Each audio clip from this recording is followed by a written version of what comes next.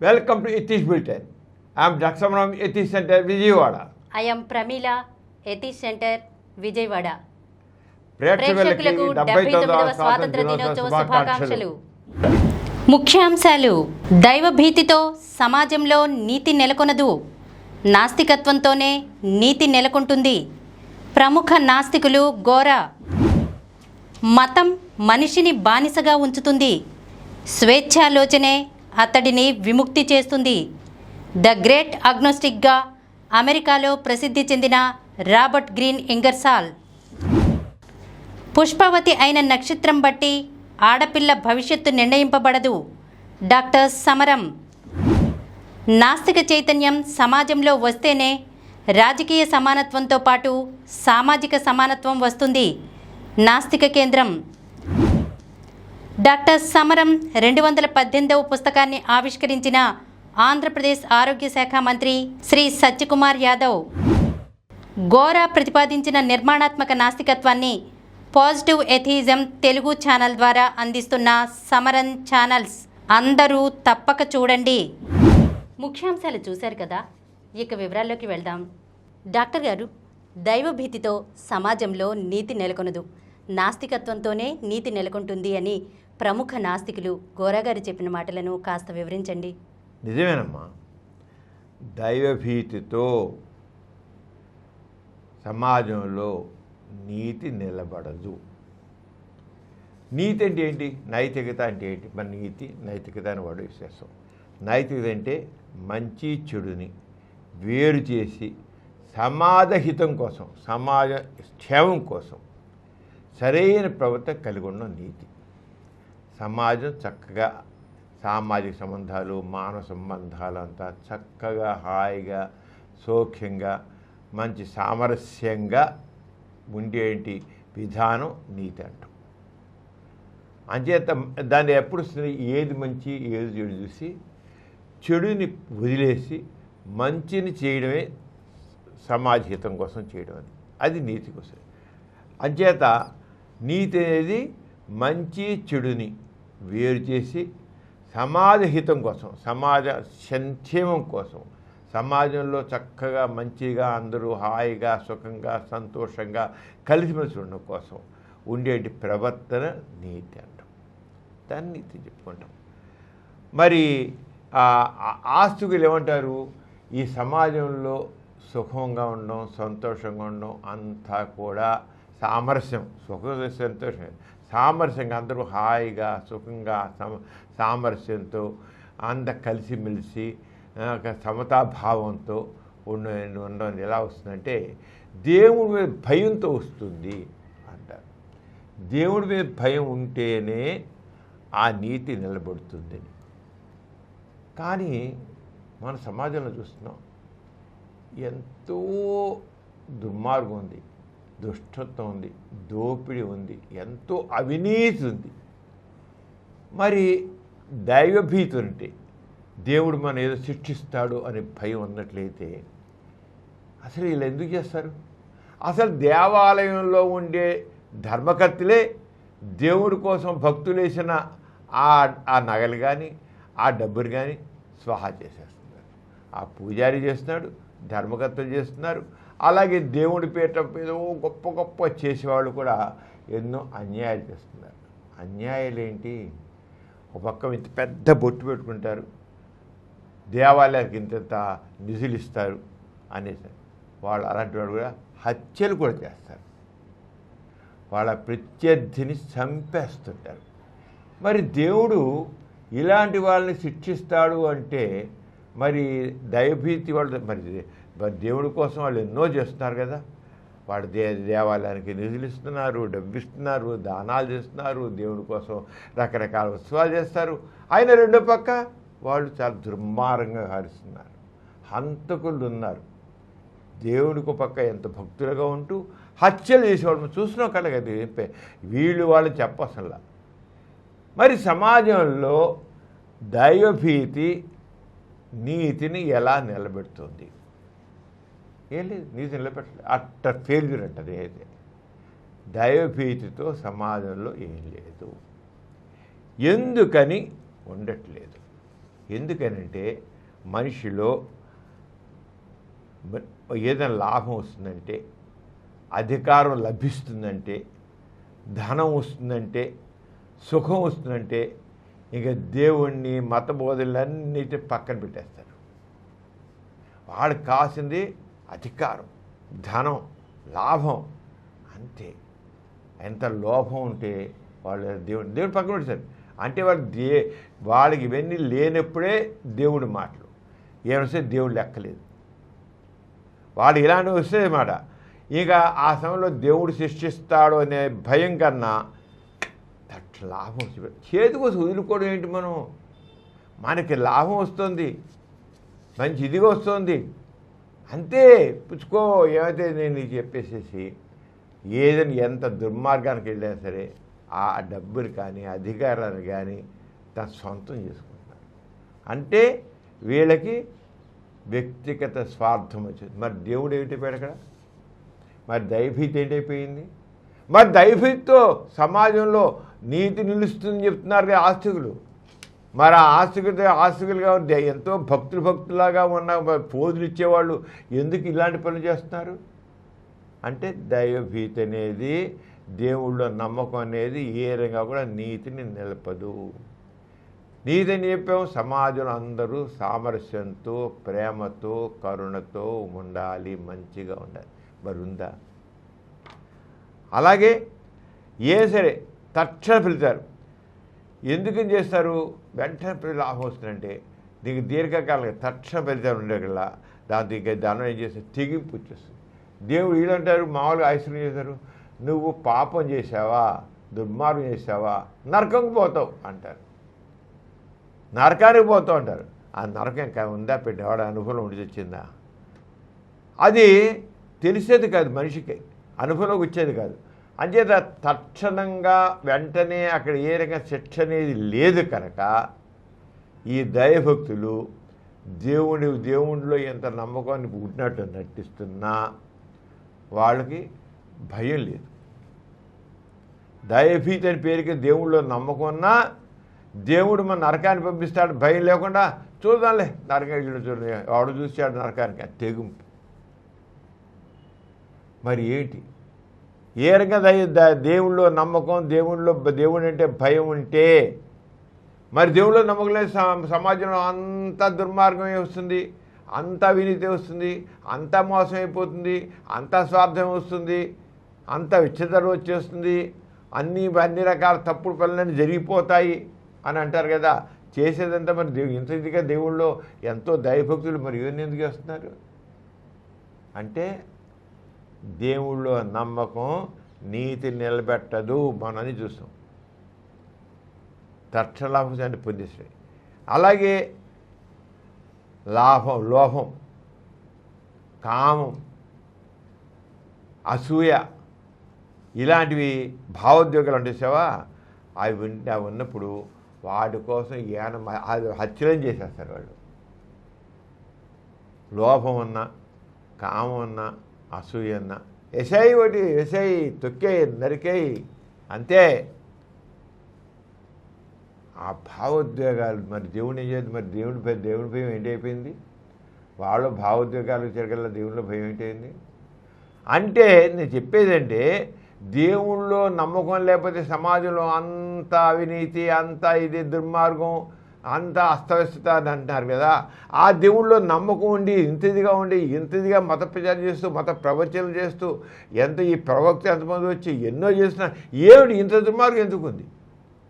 ఇంత దోపిడీ ఎందుకు ఉంది? ఇంత దుర్మార్గం ఎందుకు? మనుషుల్ని కొడుతున్నారు, నరుకుతున్నారు, చంపుతున్నారు, పీకలు కోస్తున్నారు. ఏమైంది? వీళ్ళందరూ దేవుడికి నమస్కారం పెట్టి దేవుడి దేవాలయానికి వెళ్ళేవాళ్ళే కదా, ఎందుకు చేస్తున్నారు ఏంటి?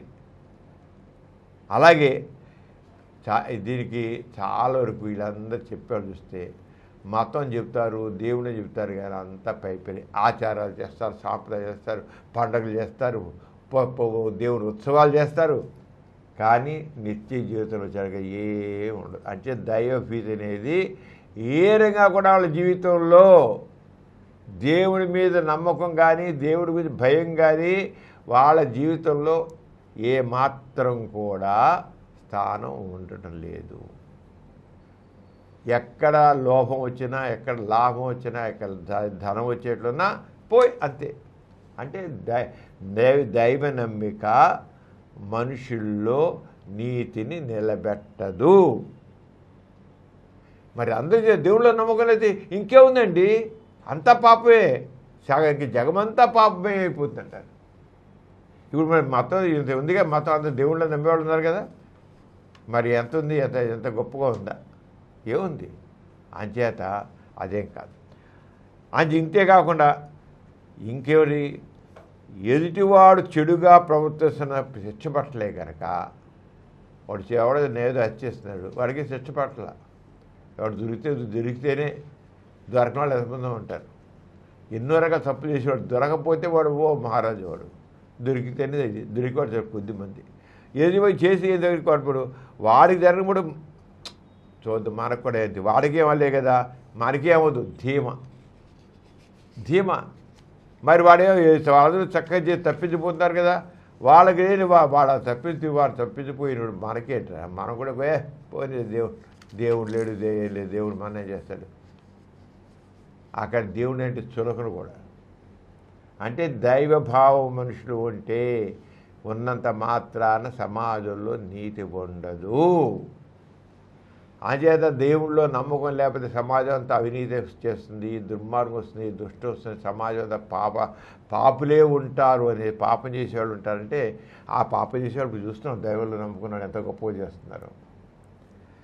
అంచేత అయితే మంచి మార్గాన్ని నడిపించేది ఏంటి అంటే దట్ ఈజ్ నాస్తికత్వం, దట్ ఈజ్ ఎథిజం.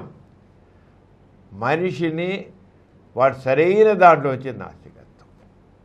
ఎందుకు చెప్తా ఎలాగైనా మరి మనం చెప్పుకున్నాం కదా, నైతికత నీతి అంటే ముందు మన ఏంటి, మంచిని చెడుని వేరు చేసి సమాహితం కోసం సరైన ప్రవర్తన కలిగి ఉన్నాం. నీతిగా ఉండడం అంటే మంచి ఏదో చెడు ఏదో వేరు చేసి నీతి మంచి కోసం ఉండడం, సమాజంలో సామరస్యం ఉండడం, కలయిక ఉండడం, అందరూ హాయిగా ఉండడం, సంతోషంగా ఉండడం, సమానత్వం ఉండడం, అది నీతి. నైతికత మూలం ఏంటి అసలు? నైతికత నీతి దానికి మూలం ఏం కావాలంటే మనస్సాక్షి. వాడు మనస్సు వాడు ఒక రకమైన మంచి మనస్తత్వం కలిగి ఉండాలి. మనస్సాక్షి, కన్సైనెన్స్ అంటాం. అంటే ప్రతి మనిషిలో సహజంగా ఉండే తప్పు ఒప్పు భావన, ప్రతి తప్పు ఒప్పుని భావన ఉంటుంది. ఇది మతం బట్టి కాకుండా మన ఆలోచనలు బట్టి, మన శిక్షణ బట్టి వస్తుంది. అంచేది ఏం చేయాలి? దేవుడు లేదు, దెయ్యం లేదు, స్వర్గం లేదు, నరకం లేదు. మొదటి నుంచి మనం మైండ్ సెట్ ఎలా డెవలప్ చేయాలంటే సమాజంలో నువ్వు మంచి మనిషిగా నడవాలి. మొదటి నుంచి చెప్పే మనుషులా తయారు ట్రైనింగ్. ఇక్కడేంటి, నువ్వు తప్పు చేసి దేవుడు శిక్షిస్తాడరా అని భయం పెడుతున్నారు. భయపెడితే ఆ భయం ఇంతలో చెప్పుకున్నాం కదా, అదే ఆచరణలో కనబట్టలే. దేవుడు ఎవరిని శిక్షించడం తెలియట్లేదు, ఏం తిరిగి కనబట్టలేదు. పైగా ఎవడైతే దేవుళ్ళో నమ్మకం ఎవరైతే దుర్మార్గం చేసేవాడు లాభం పొందేస్తుంది. అలా కాకుండా మొదటి నుంచి నువ్వు మంచిగా ఉండాలి. సమాజంలో నువ్వు మంచిగా ఉండిపోతే నీ పక్కవాడే నిన్ను శిక్షిస్తాడు. ఈ సమాజ నీతి నిన్ను శిక్షిస్తుంది, ఈ చట్టం నిన్ను శిక్షిస్తుంది, ఈ ప్రభుత్వం నిన్ను శిక్షిస్తుంది, దేవుడు కాదు. అసలు నీ యొక్క డ్యూటీ ఏంటంటే పక్కవాడితో నువ్వు మంచిగా ఉండడం, మంచి పని చేయాలి. మొదటి చేయడం మైండ్ సెట్ అంతా కూడా నాస్తికత్వంలో అలా డెవలప్ చేస్తుంది. ఆస్తికత్వంలో చేస్తుంది, నువ్వు దేవుడి మీద భక్తి కలుగుండు, నువ్వు తప్పు చేస్తే దేవుడు శిక్షిస్తాడు. మొదటి అంతే, అదే కనిపించట్లా. నాస్తికతలా కాదు, నువ్వు తప్పు చేస్తే సమాజంలో వ్యక్తులే నిలదీస్తారు నిన్ను, నీ పక్కవాడే నిన్ను నిలదీస్తాడు, దేవుడు కాదు. లేదు అక్కడ దేవుడు చేస్తాడని తప్పించిపోతారు. ఆడేమంటాడు అసలు, నేను తప్పు చేశానా, సరే దేవుడు చూసుకుంటాడులే, నీకెందుకు అంటాడు వాడు తప్పించుకోవడానికి. దేవుడు చూస్తాడులే, దేవుడు పైన వాడు చూసుకుంటాడని అంటాడు. ఇక్కడ అలా కదే, దేవుడు లేడు దేవుడు లేడు. నువ్వు తప్పు చేశావు, నువ్వు తప్పు దిద్దుకో, నిలదీస్తారు.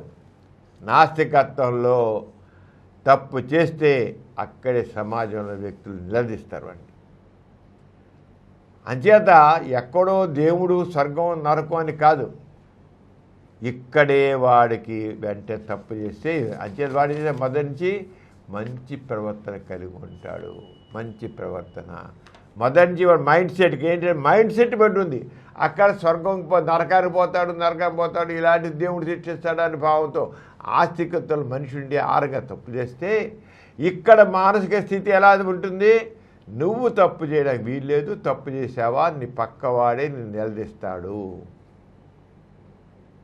నాస్తికత్వంలో నీ ప్రక్కవాడే నీ సమాజంలో వాళ్ళే నిన్ను నిలదీస్తారు, నిలదీసేవారు. అలా సమాజం అలా ఉంటుంది. ఇక్కడ ఇక చట్టం ఉంది, ఆ చట్టం వీడిని వెంటనే పనిష్మెంట్ ఇస్తుంది. అక్కడ దేవుడే గారి చట్టం. అందుచేత ఇక్కడ సాగు, పప్పులు ఉడకవు. నాస్తికత్వంలో పప్పులు ఉడకవు. అంచేత సమాజమే వాడిని శిక్షిస్తుంది. అంచేత ఇంకోటి ఏంటి, మనిషికి మొదటి నుంచి నువ్వు ఏ పని చేసినా సామాజిక ప్రయోజనం కోసం చేయాలి. సమాజంలో శాంతి ఉండాలి, సమాజం సురక్షితంగా ఉండాలి. దానికి నీ ప్రవర్తన సరిపోవడం. మొదటి నుంచి వాడిని ట్రైనింగ్ ఎలాగే మన ఇంట్లో పిల్లల్ని ఒక క్రమశిక్షణ పెంచితే వాడు ఎలాగ తయారవుతారు కదా, వాళ్ళు యాంటీ సోషల్కి మారరు. నువ్వు చిన్నప్పటి నుంచి పిల్లల్ని నువ్వు మంచిగా చేసి మంచిగా ఉండాలిరా, అబద్ధం చెప్పడానికి ఏం లేదు, పక్కవాడు సహాయం చేయి, ఎవరు కష్టపడితే నీవు చూడు నీ చెల్లి పడిపోతుంది లేపాలి, లేపు, అంతగా నాకేదిలే అది పడింది అది ఉపద్రవం. ఇంట్లో నువ్వు ఎప్పుడైనా చేస్తున్నావో ఆ రంగా నాస్తికుడు కూడా సమాజంలో వ్యక్తి అన్నింటినీ పక్కవాడి గురించి ఆలోచించాలి. మొదటి నుంచి వాడిని ట్యూన్ చేయడం జరుగుతుంది మనసు. నాస్తికత ఆస్తిక అలా కాదు, నువ్వు తప్పు చేస్తే దేవుడు శిక్షిస్తాడు. ఒకటి ఒక మంచి కుటుంబంలో పేరెంట్స్ పిల్లల్ని పెంచిన దానికి పేరెంట్స్ పట్టించుకోకుండా పిల్లల్ని వదిలేసి ఉంటే అలాంటి పిల్లలు ఏమవుతారు? యాంటీ సోషల్ అవుతారు. యాంటీ సోషల్ అవుతారు. వాళ్ళే రౌడీలుగా మారుతారు, వాళ్ళే దుష్టతో హత్యలు చేస్తారు, వాళ్ళే కొట్లాటలు దిగుతారు అని ఉంటారు. అదే నువ్వు అలా కాకుండా మంచిగా ఉండాలి, నీ ప్రవర్తన మంచిగా ఉండాలి అని ఏ తల్లిదండ్రులు చెప్తారో ఆ పిల్లలు మంచిగా తయారవుతారు. అది నాస్తికత్వంలో మొత్తం చూచే. ఇక దేవుడితో ప్రయోగం, దేవుడు విహారాలు, స్వర్గం నరకం ఇలాంటి ఏమీ లేవు. ఆ ప్రస్తావనే లేదు. ఆ ప్రస్తావన లేనప్పుడు మొదటి మనం ఆలోచన ధోరణి ఆరోగ్యం ఉంటుంది.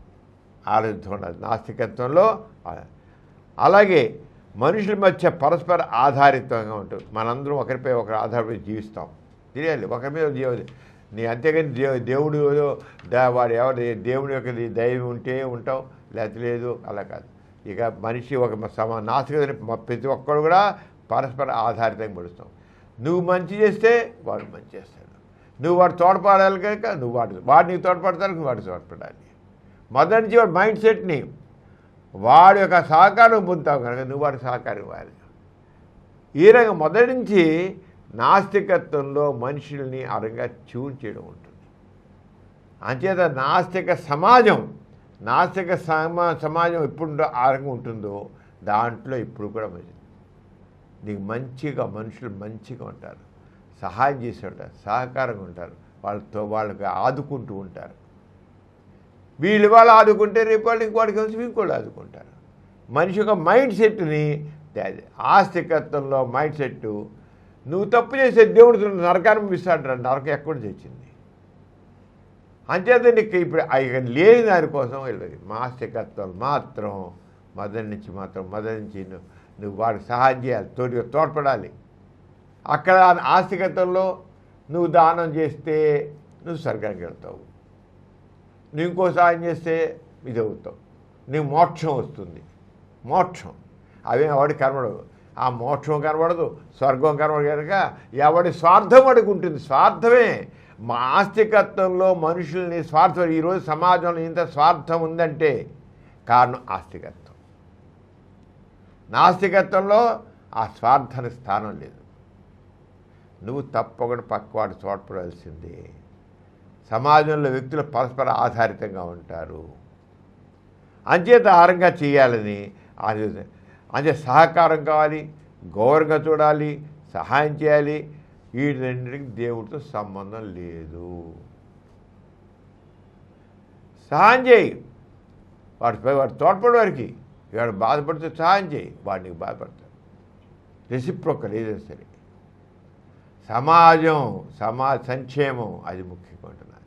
నీ ఎప్పుడైతే సమాజంలో ఆరోగ్యం చేస్తావో నీకు చక్కగా కొన్ని కంట్రీస్ ఇప్పుడు ఆల్రెడీ ఎక్కడైతే గాడ్ ఇది లేదో, దేవునితో సంబంధం లేదు, రిలీజియన్ లేదో, కొన్ని చోట్ల 80%, 90% they don't believe in God and don't believe in religion.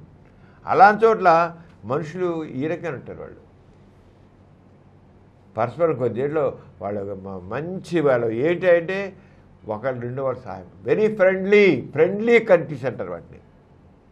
Very friendly ఉన్నాయి, ఆ కంట్రీస్ ఉన్నాయి. రెండో వాళ్ళకి తోడ్పడడం, సహాయం చేయడం ఇక లేకపోవడం కాదు. ఏ దేశాలు అయితే ఇప్పుడు అలానే ఫ్రెండ్లీ కంట్రీస్.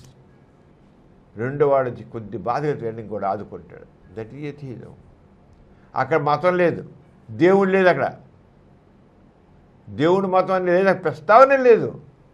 లేకపోతే మనకి ఎగ్జాంపుల్ ఉన్నాయి. ఫ్రెండ్లీ కంట్రీస్, ఫ్రెండ్లీ స్నేహపూరితమైన ప్రవర్తన, ప్రతి స్నేహం, ఫ్రెండ్షిప్, ఫ్రెండ్లీగా సహాయం చేసేది, ఒకళ్ళు ఆదుకునేది, ప్రేమగా చూసేది, మంచిగా చూసేది, సహాయం చేసేది.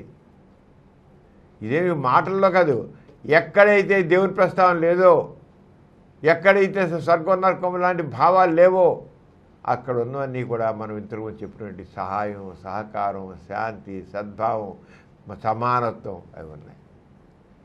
ఎక్కడైతే దేవుడు ఉన్నాడో మనుషుల మధ్య అగాధాలు ఉన్నాయి. That's sure. అంచేత అగాధాలకు మూలం ఆస్తికత్వం. నాస్తికత్వం ద్వారా దేవుడి ప్రస్తావన లేదు, మతం ప్రస్తావన లేదు. ఒకటే ఉంది, స్నేహం, సహకారం, సద్భావం, సమానత్వం.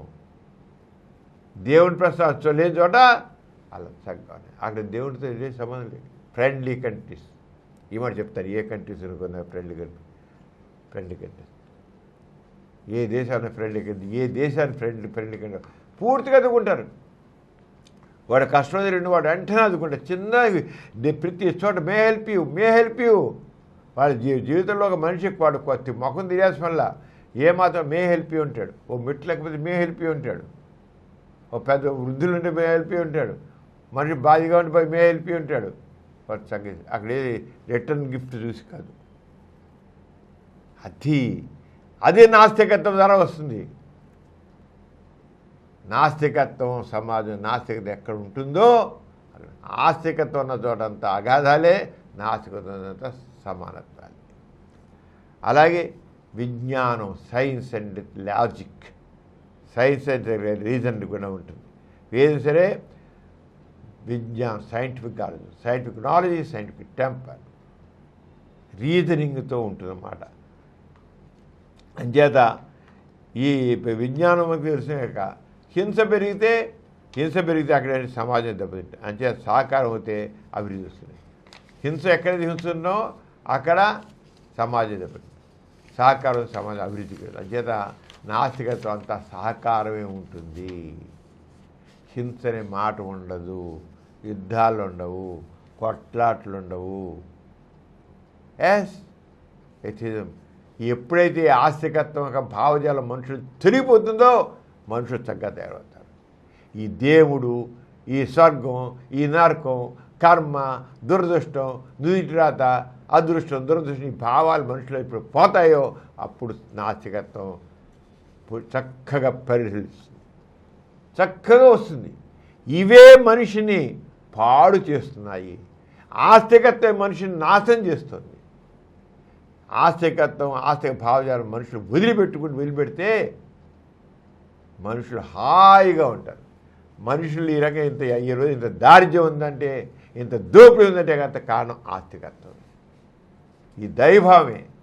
ఈ దైవభావం వల్లే మనుషుల మధ్య ఈ రకమైన అంతరాలు ఉన్నాయి. ఈ కులాలు ఉన్నాయి, మతాలు ఉన్నాయి, ఇవన్నీ ఉన్నాయి. కొట్లాట్లు చంపుకుంటున్నారు మనుషులు. అంచేత దైవభావం సమాజంలో ఏ రకంగానూ మంచికి తోడ్పడదు. అలాగే మానవుడి విలువలు, హ్యూమన్ వాల్యూస్, నిజాయితీ, కరుణ, న్యాయం, గౌరవం ఇవన్నీ దేవుడితో సంబంధం లేకుండా ఉంటాయి. నిజాయితీగా ఉండడం కానీ, కరుణతో ఉండడం కానీ, న్యాయం, సామాజిక న్యాయం కానీ, గౌరవం ఇవ్వడం కానీ, అలాగే ఎంత కుటుంబ బోధన, వ్యక్తిగత ఆత్మ పరిశీలన ద్వారా ఇవన్నీ కూడా కుటుంబంలో మొదలే ఫ్యామిలీ ఈజ్ బేసిక్ యూనిట్. అక్కడి నుంచి నాస్తికత్వం మొదలు. ఫ్యామిలీ యూనిట్ అక్కడ మంచి శిక్షణ ద్వారా అలాగే ఇండివిజువల్ కూడా ప్రతివాడు మనిషి కూడా తన మీద తను ఎప్పుడైతే దైవభావం పోయిందో, నేను ఎదగాలి, మంచిగా ఉండాలి, అందరితో మంచిగా అనిపించాలి, ఎప్పుడైతే వాడు మైండ్ సెట్ని ఒక చక్కని దారిలో పెడతామో వాడు ఆలోచనలాగా ఉంటాడు. అంతే నాస్తికత్వం ద్వారానే సరిగది. అంతే నైతికతకి దైవ శాస్త్రం సంబంధం లేదు, మతంతో సంబంధం లేదు. మానవ సహజ గుణాల ప్రేమ, దయ, కరుణ, సహాయం ద్వారా నైతికత ఏర్పడుతుంది. ఏ నీతిగారు దేవుడితో సంబంధం లేదు. దేవుడితో నీతి నిలబడదు. దేవుడితో పాటు ఇక ప్రేమ, దయ, కరుణ, సహాయం ఏ ఉండదు. అంచేత నాస్తికతనికి మూలమైన మనోసహజం వాస్తవికత, సంఘ దృష్టి, వ్యక్తిత్వం. సంఘ దృష్టి, సహకారం, సద్భావం, సామాజిక న్యాయం. అంచేత వాటి పునాదులు వస్తుంది. ఆస్తికత్వం అంత దైవ కేంద్రం, దేవుడితో ముడిపోయిపోతుంది. ఏదో దేవుడు చూసుకుంటాడు. పక్కవాడికి చాలు దేవుడు చూసుకుంటాడులే. వీడు బాధపడుతుంటే దేవుడు చూసుకుంటాడు. దుర్మార్గం జరుగుతుంటే దేవుడు పరీక్ష చేస్తాడులే. వాడు దోపిడీ చేస్తుంటే దేవుడు పరీక్ష చేస్తాడులే. ఆ దేవుడు ఎక్కడి నుంచి వచ్చాడు? నాస్తికత్వం మానవ కేంద్రం. ఇప్పుడే మనం దాన్ని కంట్రోల్ చేస్తాం. అదే నాస్తికత్వం ద్వారానే సమాజం చక్కగా తయారవుతుంది.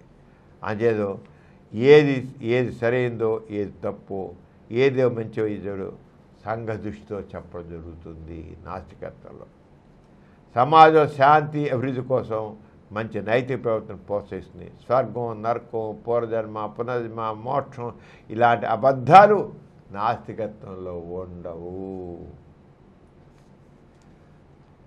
మొదటి నుంచి మానవీయ విలువల్ని పెంపిస్తుంది. మొదటి నుంచి చిన్నప్పటి నుంచి సమాజంలో మానవీయ విలువలు, మానవత్వం, అన్నిట్లో మానవత్వం ఉంటుంది. ప్రతి వ్యక్తిగత బాధ్యత. ఏదో దేవుడు చూసుకుంటాడు, దేవుడి బాధ్యత కాదు. నాకు దేవుడా నన్ను రక్షించు, దేవుడా నాకు ఇది అంటే ఉండదు. వ్యక్తిగత బాధ్యత.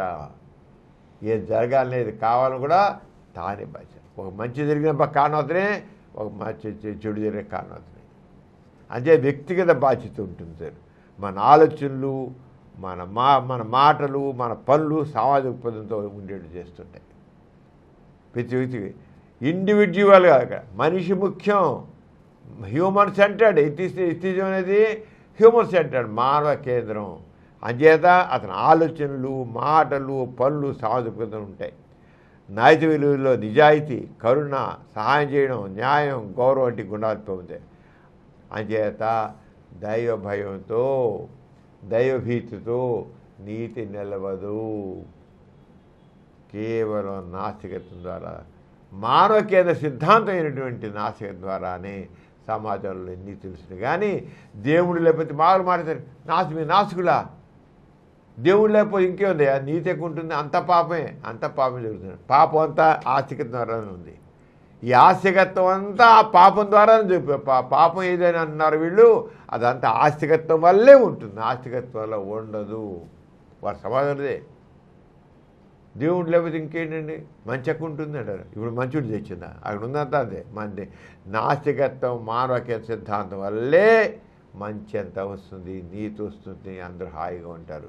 ఇది ఘోరగతి. డాక్టర్ గారు, మన ప్రతి బులెటిన్లో సామాజిక పురోభివృద్ధికి, మానవ కళ్యాణానికి తోడ్పడిన ఒక ప్రముఖ మహనీయుని గురించి చెప్పుకుంటున్నాం కదా, ఈసారి ఎవరి గురించి చెబుతున్నారు? ప్రమిళ, మతం మనిషిని బానిసగా ఉంచుతుంది, స్వేచ్ఛ ఆలోచన అతను విముక్తి చేస్తుంది. అలాగే ప్రపంచాన్ని మంచి స్థలంగా మార్చడానికి దయ, నిజాయితీ, సత్యం తప్ప మరే ఆయుధం లేదు. మనం అన్నాంతరం ఏమవుతాం అన్నది కంటే మనం జీవించున్నప్పుడు ఏమవుతాం అనేది ముఖ్యమైనది. సత్యం అన్వేషణలో అనే మానవ గొప్పతనం ఉంది. నైతికత అనేది చట్టం భయంతో కాక ఇతర పట్ల గౌరవంతో రావాలి. ఇలాగా చాటి చెప్పినటువంటి గ్రేట్ ఎగ్నాస్టిక్ అయినటువంటి రాబర్ట్ గ్రీన్ ఇంగర్సాల్ గురించి తెలుసుకుందాం. ఇంగర్సాల్ ఎగ్నాస్టిక్ అంటే దేవుడు ఉన్నాడో లేడో చెప్పలేను, అది మనం చెప్పలేం. కానీ ఆ దేవుడి గురించి మాట్లాడడం అవసరం. ఎందుకంటే ఆ దేవుడు మనకు కనబడు, పెట్టడు, నిలవజేయలేదు. అంటే ఆ ప్రస్తావన అనవసరం. దేవుడు ఉన్నాడనన్ను, లేడని అన్ను. అసలు దేవుడితో సంబంధం లేకుండా మన జీవితాన్ని మనం తీర్చిదిద్దుకోవాలి అంతే. ఆయన ఈ అగ్నాస్టిక్స్ ఏమంటారంటే, ఇంక దేవుడి ఉన్నాడా, సరే నువ్వు అనుకుంటే అనుకో, నేను మాత్రం ఏం మాట్లాడా మంచి ఏం మాట్లాడనంటారు అన్నమాట అగ్నాస్టిక్స్. కానీ వాళ్ళు ఇంకా నాస్తికత్వం వైపే ముగ్గుంటుంది. వాళ్ళకి అగ్నాస్టిక్స్ కూడా నాస్తికత్వం వైపే ముగ్గుంటుంది. దేవుడు మాత్రం నాస్తికుల్లాగా స్పష్టంగా దేవుడు లేడు అని స్పష్టంగా చెప్పరు వాళ్ళు. ఆ గొడవ ఎందుకు, అదే మనకు అనవసరం. కానీ ఒకటి, ఆ దీంట్లో మాత్రం మతం కానీ దేవుడు కానీ మనకు అనవసరం. దేవుడితో ప్రమేయం లేకుండా మన జీవితాన్ని తీర్చిదిద్దుకోవాలి. అందుకనే మతం మనిషిని బానిసగా ఉంచుతుంది. మతం అనేది దేవుడితోనే కదా, మరి దేవుడిని తోసేయబట్టే కదా మతం మనిషి బాబుడు. ఆ దేవుడు తోసేయబట్టే ఇలా చెప్పగలిగాడు. మతం మనిషిని బానిసగా ఉంచుతుంది అంటే దేవుడిని కొట్టేయాలని అర్థం. మతం మనిషిని బానిసగా ఉంచుతుంది. స్వేచ్ఛ ఆలోచన అతను విముక్తి చేస్తుంది. స్వేచ్ఛగా ఆలోచించు అని అంచేత ఆ రంగా చెప్పిన వ్యక్తి ఆయన. 1833 ఆగస్టు 11న న్యూయార్క్, అమెరికాలో అక్కడ డ్రైస్టన్ అనే చోట, డ్రైస్టన్ న్యూయార్క్ దగ్గర ఉంది, అక్కడ అమెరికాలో ఆయన పుట్టాడు. ఎప్పుడు 1833 ఆగస్టు 11న. ఆయన మరణించి కూడా 1899 జూలై 21. ఆయన గొప్ప వక్త, చాలా గొప్ప. ఆయన మాట్లాడితే జనాలు కదలకుండా కూర్చుంటారు అన్నమాట. అంత గొప్ప వక్త అనమాట ఆయన. న్యాయవాది వృత్తి చేపట్టాడు. రాజకీయ నాయకుడు కూడా, రచయిత కూడా. ఎవరు? ఇంగర్సాల్, రాబర్ట్ గ్రీన్ ఇంగర్సాల్ అని చెప్పుకున్నాం. తెలుగుగా అందరికీ పాపులర్ కూడా ఇంగర్సాల్ పేరుతోనే బాగా పాపులర్. ఆయన ది గ్రేట్ అగ్నాస్టిక్ అనే బిరుదుతో అమెరికాలో స్వేచ్ఛాలోచన, మానవతావాదం, శాస్త్రీయ దృక్పథం ప్రచారం చేసిన వ్యక్తి. స్వేచ్ఛగా ఆలోచించు. ఇష్టం దేవుడి పక్కన మా దేవుడి గురించి అనవసరం. స్వేచ్ఛగా ఆలోచించు. ఏమిటి పెద్దాన్ని ప్రశ్నించు, పరిశీలించు, పరీక్షించు. స్వేచ్ఛగా ఎవ్వరికి నువ్వు దాసం అవసరంలా, దైవానికి అవసరం లేదు, దేనికి అవసరంలా. దేవుని ప్రస్తావన వెలిసాయి, నువ్వు ముందు స్వేచ్ఛగా ఆలోచించు. అలాగే మానవతావాదం, మనిషిలో మానవత్వం కావాలి, హ్యుమానిటీ కావాలి, తెలుసు. సైంటిఫిక్ టెంపర్ కావాలి, శాస్త్ర విజ్ఞానం, శాస్త్రకృతం కావాలి అని చెప్పిన వ్యక్తి అన్నమాట. ఆయన ఒక మతపరమైన కుటుంబంలో జన్మించాడు. ఆ కుటుంబంలో ఆయన తండ్రి క్రైస్తవ సంఘం పాస్టర్, క్రైస్తవ పాస్టర్గా ఉండేవాడు ఆయన. కానీ అంత పాస్టర్ అయినా మూర్ఖుడు కాదు, స్వేచ్ఛగా బాగలిగినవాడు, స్వేచ్ఛాభావం. జనరల్గా అందరూ ఈ ఆస్తికత్వంలో ఉన్నవాళ్ళు ముస్లిం, హిందువులు కావచ్చు, క్రిస్టియన్స్ కావచ్చు, ముస్లిమ్స్ కావచ్చు, ఎవరైనా మతానికి సంబంధించిన వాళ్ళైతే చాలా మూర్ఖంగా అరుస్తారు. వాళ్ళకి స్వేచ్ఛగా ఆలోచించడానికి, ప్రశ్నించడానికి అవకాశం ఇవ్వరు, స్వేచ్ఛగా. కానీ ఆయన పాస్ట్ అయినప్పుడు కూడా ఆయన ఫ్రీడమ్ ఉండేది, స్వేచ్ఛగా. ఆ పిల్లల్ని అలాగే పెంచాడు, ఫ్రీడమ్ ఇచ్చి, మీరు ఆలోచించండి రా, ప్రశ్నించండి రా, పరిశీలించండి రా, స్వేచ్ఛగా ఆలోచించరా అని పెంచాడు. అలా పెంచబడిన కుటుంబం నుంచి వచ్చినవాడు ఇంగర్సాల్. తండ్రి పాస్టరే, ఏదో బైబిల్ చదివి బైబిల్ బోధ చేస్తున్నాడు, కానీ రెండో పక్క మనిషి మూర్ఖంగా ఉండకూడదు, స్వేచ్ఛగా ఆలోచించాలి, స్వేచ్ఛగా ఉండాలని చేసి ఆలోచించుకున్నాడు. ఈయనది స్వేచ్ఛగా ఆలోచించని బోధనలు చేస్తుండేవాడు మనుషులకి. ఆయన పిల్లలకే కాదు, ఆయన బైబిల్ చెప్తూ కూడా వీళ్ళు చెప్పారు. ఆయన ఆలోచించు, అది ఎంత కరెక్టు, ఆయన ఎంత కరెక్ట్ ఆలోచించు, నేను నిండా వదిలేస్తున్నా అనేవాడు. అంటే ఒకటి దాంతో ఈయన పాస్టర్ ఉద్యోగం మార్చి పరిచారు. ఒకసారి ట్రాన్స్ఫరే. ఈయన మరీ రిలీజియన్ వ్యతిరేకంగా ఉంటున్నాడని చెప్పి ఒక ఊరికి ఆ పాస్టర్ ఉద్యోగం తీసేయలే, కానీ ఆయన మార్చుతూ వచ్చారు తండ్రిని. పాఠశాల విద్య పరిమితంగా ఉన్నప్పటికీ పుస్తక పఠనం, లాజిక్ థింకింగు, స్వీయ విద్యపై మక్కువ పెంచుకున్నాడు ఇంగర్సాల్. చిన్నప్పుడు పెద్ద ఎక్కువ చదవడానికి అవకాశం లేకపోయింది, అయినప్పటికీ పుస్తకాలు చదివాడు. రీజనింగ్, తండ్రి మరి స్వేచ్ఛగా ఆలోచించే లాజికల్ థింకింగ్ అంటే ఇది ఎంత కరెక్టు, ఏమిటి నిజమని ఆ రంగా లాజికల్ థింకింగ్గా చేశాడనమాట. ఆ తర్వాత చదువు మీద కూడా బాగా ఇంట్రెస్ట్ డెవలప్ చేసుకున్నాడు. ఇల్లినాయిస్లో చదివి చివరికి లాయర్ అయ్యాడు. ఇల్లినాయిస్లో న్యాయవాదిగా కెరీర్ ప్రారంభించాడు. వాక్చాతుర్యం, తర్కబద్ధ వాదనలతో ప్రసిద్ధి చెందాడు ఆయన.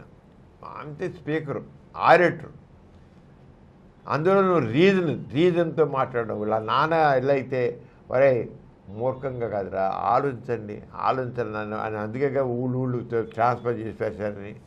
అలాగే ఈయన కూడా దాంతో రీజనింగ్, ఆలోచించు, స్వేచ్ఛగా ఆలోచించు, ప్రశ్నించు, పరిశీలించు, పరీక్షించు అని ఈ ఇంగర్సాల్ కూడా ఇచ్చారు. 1867, 1869లో ఇల్లినాయిస్ అటార్నీ జనరల్గా పనిచేశాడు. ప్రమోషన్లా కూడా అటార్నీ జనరల్ అయినవారు. మతం, శాస్త్రం, మానవ స్వేచ్ఛ వంటి విషయాలపై ఆయన ఇచ్చిన ఉపన్యాసాలు వేల మందిని ఆకర్షించాయి. మతం గురించి, సైన్స్ గురించి, మానవ స్వేచ్ఛ గురించి ఇలాంటి విషయాల మీద ఆయన అనర్గళంగా మాట్లాడుతుంటే దానికి కొన్ని వేల మంది అట్రాక్ట్ అయ్యారు ఈయన మాట్లాడేదానికి. అగ్నాస్టిక్ దృక్కోణం కలిగినవాడు కనుక దేవుడి ఉనికి గురించి ఖచ్చితమైన అభిప్రాయం చెప్పలేనప్పటికీ సాంప్రదాయ మత సిద్ధాంతాలు తిరస్కరించాడు. ఆయన దేవుడి గురించి సరిగ్గా దేవుడు ఉన్నాడు లేదు చెప్పలేడు, కానీ ఈ ఆచారాలు సాంప్రదాయాలు మాత్రం వేస్ట్ నేను అన్నాడు. వాళ్ళ నాన్నలంటూ ఉన్నాడు, నాన్నకంటే మించిపోయాడు వీడు. దేవుడి గురించి నేను మాట్లాడను, ఉన్నాడా లేడని మాట్లాడను, ఉన్నాడా లేడని కూడా, ఉన్నాడో లేడో నా పట్టి మాట్లాడు, నాకు అనవసరం. కానీ స్వేచ్ఛగా ఆలోచించండి, ఈ విషయాన్ని స్వేచ్ఛగా ఆలోచించండి. ఆ రంగా దాంతో సాంప్రదాయ భావాలు, ఆచారం వీటన్నిటి మీద వాటిని ఉన్నవాడిని కొనిపోయే అర్థం లేని ఆచారాలు, అర్థం లేని సాంప్రదాయాలు నేను ఆయన కొట్టిపరిచాడు. తర్కం, శాస్త్రీయ పరిశీలన, మానవ సహానుభూతి ఆధారంగా నైతికత ఉండాలని నమ్మాడు. లాజిక్గా ఉండాలి, శాస్త్రీయ పరిశీలన ఉండాలి, మానవ సహానుభూతి ఉండాలి, ఆధారంగా నైతిక ఉండాలని చెప్పాడు.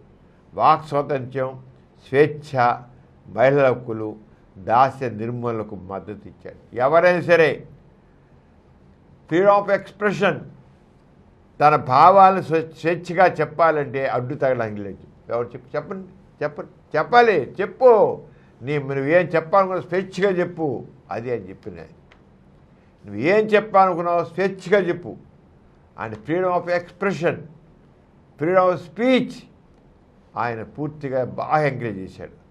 అలాగే స్వేచ్ఛగా ఆలోచించు, అలాగే ఉమెన్ లిబరేషన్, మహిళల స్వేచ్ఛ, మహిళల హక్కులు, వాటన్నిటి గురించి అది చేశాడు. అలాగే ఎక్కడ స్లావరీ ఉన్నా సరే స్లావరీకి వ్యతిరేకంగా పడు. అప్పుడు ఆ రోజుల్లో ఈ బ్రిటిష్ వాళ్ళు కానీ ఇంకోటి కానీ వాళ్ళు దేశాలు కబళించి వాళ్ళ అధీనంలో పెట్టుకున్నారు కదా, అలాంటి వ్యతిరేకంగా చేశారు. బయట లిబరేట్ అవ్వాలి, మీ బానిసంగా ఉండాల్సిన పని లేదు, పరాయి పాలన ఉండాల్సిన పని లేదు, పరాయి పాలన ఉండాల్సిన పని లేదు, స్వేచ్ఛగా ధైర్యంగా చెప్పాడు ఆయన. అలాగా ఎవరు చేసి ఆ ఉద్యమాలు అన్నింటికైనా ఇచ్చాడు. రాజకీయాల్లో విద్యలో మత ప్రభావం వ్యతిరేకంగా ఇచ్చాడు. ఇక రాజకీయాల్లో మతం గురించి ప్రచారం చేసినా, అలాగే చదువులో మతం గురించి ప్రచారం చేసినా తప్పు అన్నాడు.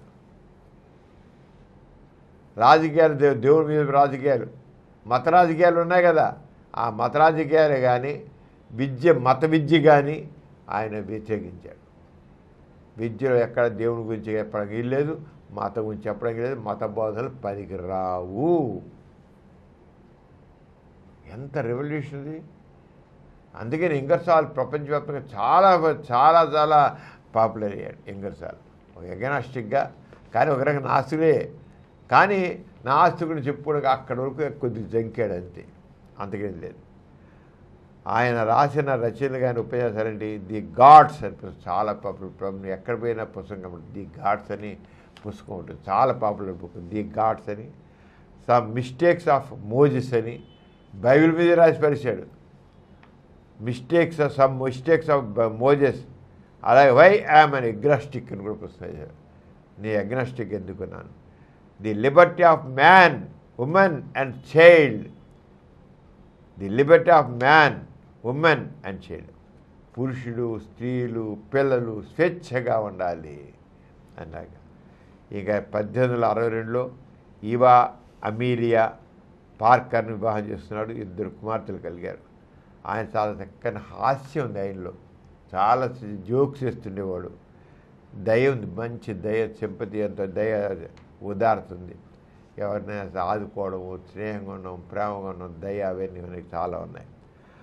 ఆయన అభిప్రాయాలతో ఏకమించిన వారికి కూడా ఆయన వ్యక్తిత్వం అంటే గౌరవం ఉండేది. మరణం ఆయన చాలామంది ఆయన చెప్పేది నచ్చకపోవచ్చు, మీరు చెప్పేది నచ్చదు, కానీ మీరంటే ఆయన అంటే చాలా గొప్ప, ఎంత మంచివాడండి, ఎంత గొప్పవాడండి. ఆయన చెప్పేది నచ్చ మేము ఒప్పుకోకపోవచ్చు, మా నమ్మకపోవచ్చు, నచ్చకపోవచ్చు, కానీ ఆ మనిషి మాత్రం గ్రేట్ మ్యాన్, చాలా మంచివాడు. అంటే ఎంత ఇంపాక్ట్ అందరికి మాట. ఆయన అభిప్రాయాలతో ఏకీపించే వారికి ఆయన వ్యక్తిత్వాన్ని మచ్చలేని మనిషి. అంచేత ఆయన అంటే ఇది మాట. ఆయన 1890 జూలై 21 గుండెపోటుతో 65 వయసులో మరణించాడు. 65 వయసుకే పోయారు పాపం. అమెరికా చరిత్రలో అత్యుత్తమ వక్తల్లో ఒకరిగా, మత భయం లేకుండా నైతికతను ప్రచారం చేసే వ్యక్తిగా గుర్తింపు పొందాడు. అమెరికా చరిత్రలో అత్యుత్తమ వ్యక్తిగా, అమెరికాలోనే గ్రేట్ ఆరేటర్గా ప్రసిద్ధి పొందాడు. అలాగే మతంతో సంబంధం మత భయం లేకుండా నైతికత ప్రచారం చేసిన వ్యక్తి ఆయన. ఆ రంగా ఆయన చేస్తుంచాడు. అంతేకాకుండా నైతికత అనేది దేవుడి భయంపై ఆధారపడకూడదు. నీతి అనేది మనం చెప్పుకున్నాం కదా వాళ్ళే, దేవుడితో నీతి ఉండదు, దైవభావంతో నీతిని ముడిపెట్టద్దు, దేవుడి భయంతో నీతిని నిలబెట్టవచ్చు. నీతి అనేది సామాజిక అవసరం. నీతి అనేది సామాజిక అవసరం, అంటే మంచి చేయడం సామాజిక అవసరం, సహకారం మా సామాజిక అవసరం, సానుభూతి, సహకారం, ఎంపతి, అది చాలా అవసరం. అదే దేవుడితో ముడిపెట్టకు. నీతి అనేదాన్ని దేవుడితో వద్దు, దేవుడి పక్కన బారే నీతి కావాలి. మానవ హృదయంలో దయ, న్యాయం, సత్యంపై ఆధారం. మానవ హృదయం ఏముండాలి? దయ ఉండాలి, న్యాయం ఉండాలి, సత్యం మీద ఉండాలి. మనిషి ఎప్పుడు కూడా ఆరోగ్యం ఉండాలి. ఈ రంగా ఆయన చెప్తూ, మతం మనిషిని బానిసగా ఉంచుతుంది, స్వేచ్ఛ ఆలోచన అతన్ని విముక్తి చేస్తుంది. స్వేచ్ఛగా ఆలోచిస్తే ఆ మతం నుంచి మనిషి బయటపడతాడు. స్వేచ్ఛగా బ్లైండ్గా ఉండద్దు. అది ఇంగర్సాల్. ఈ రంగా ఇంగర్సాల్ అమెరికా దేశంలో ఆయన ఒక సంచలనం సృష్టించాడు. సంచలనమే చాలా ఇదిగో ఆ రంగం అంతా ఇలాంటి వాళ్ళ వల్లే ఈ సమాజంలో ఈ రంగా అభివృద్ధి జరుగుతుంది, నీతి ఉంటుంది. ఆస్తికత్వం వల్ల నీతి రాదు, నాస్తికత్వం వల్లే నీతి వస్తుంది. అది మాత్రం ప్రతి ఎవడైనా సరే ఆస్తులు కాదు ఎవరు కూడా నీతిని పెట్టలేరు, కేవలం నాస్తికుల ద్వారానే వస్తుంది. అది ఏ మతం కూడా నీతిని స్థాపించలేదు. అది హిందూ మతం కావచ్చు, ముస్లిం మతం కావచ్చు, ఇస్లాం మతం, క్రైస్తవ మతం, ఏ మతం ప్రపంచంలో ఏ మతం కూడా నీతిని నిలపలేదు. కేవలం నాస్తికత్వం ద్వారానే నీతి వస్తుంది. డాక్టర్ గారు, పుష్పవతి అయిన నక్షత్రాన్ని బట్టి ఆడపిల్ల భవిష్యత్తు నిర్ణయించబడుతుందంటారు. ఈ విషయం గురించి మీరేమంటారు? అదేమీ లేదమ్మా. పుష్పవతి నక్షత్రం బట్టి ఆ పిల్ల భవిష్యత్తు ఉన్నది ఒట్టిది. పుష్పవతి రజస్సులు అవడం అంటారు కదా, పుష్పవతి రజస్సులు అవడం అంటే మెన్నారికి అటాచ్ చేయడం అంటాం. అంటే ఫస్ట్ టైం మెన్సెన్స్ రావడాన్ని రజస్సులు అవడం అంటాం. రజస్సులు అని మొట్టమొదటిసారి దానికి ఎంత చేస్తారు మామూలు. దిస్ ఇస్ న్యాచురల్ ఫినామినా, ఆడపిల్లకి సహజంగా జరిగేది. అదేదో పెద్ద జబ్బు కాదు. ఈ యొక్క న్యాచురల్ బిడ్డ పుట్టగానే కొవ్వు మీద ఆడడం న్యాచురల్లో ఒక ఆడపిల్లకి 12 ఏళ్ళు 13 ఏళ్ళు 14 వచ్చేప్పుడు రజస్సు రావడం అంత న్యాచురల్. దానికోసం ఎంత తంతు. ఇంకా పైగా ఆడపిల్ల రజస్సులైన సందర్భంలో నక్షత్రం బట్టి ఆ సమయం సందర్భం బట్టి ఆ అమ్మాయి భవిష్యత్తు ఉంటుంది. భవిష్యత్తు ఈ ఆస్తికత్వంలో అర్థం బర్థం లేని ఎన్నో ఉంటాయి. అసలు అర్థం బొరలు. అందుకనే మన ఇంగ్రసాలు ప్రశ్నించు పరిశీలించు అని చెప్పాను అన్నాడు. నేను అన్నాడు ఇందుకని అన్నాడు, మూఢంగా నమ్మడమే తప్ప ఏది ప్రశ్నించడం లేదు. అరే న్యాచురల్గా అయ్యేది. దాని గురించి మగపిల్ల అన్నాడు, కొద్ది వయసు గడ్డాలు మీసాలు వస్తాయి.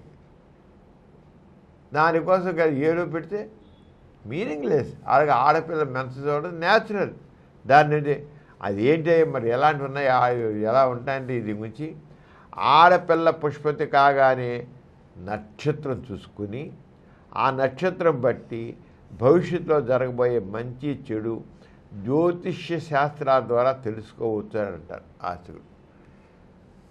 అది ఏ నక్షత్రంలో ఆ అమ్మాయి రజస్సులయ్యింది, ఆ రోజు ఏ నక్షత్రం, ఆ నక్షత్రం బట్టి జ్యోతిష్ శాస్త్రం ప్రకారం అమ్మాయి భవిష్యత్తులో నక్షత్రం మంచిది కాకపోయినా అశుభమైనా చింతించాల్సిన పని లేకుండా వాటి విరుగుడిగా పూజలు శాంతులు చేయిస్తే గ్రహణం విడిచేట్లుగా దోషం పోతుంటారు. మళ్ళీ ఇక చూడు ఈ జ్యోతిష్ శాస్త్రం ఏమంటారంటే నక్షత్రం మంచిదే, అమ్మాయి చెడ్డది, అమ్మాయి రజిస్టర్ చెడ్డ నక్షత్రమే.